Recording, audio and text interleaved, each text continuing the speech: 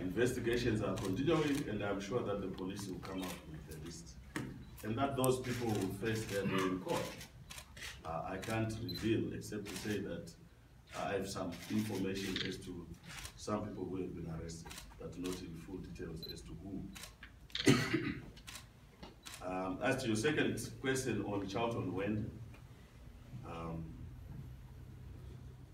if a leader of a party which is committed to those values acts against those values, he equally must face the same censure.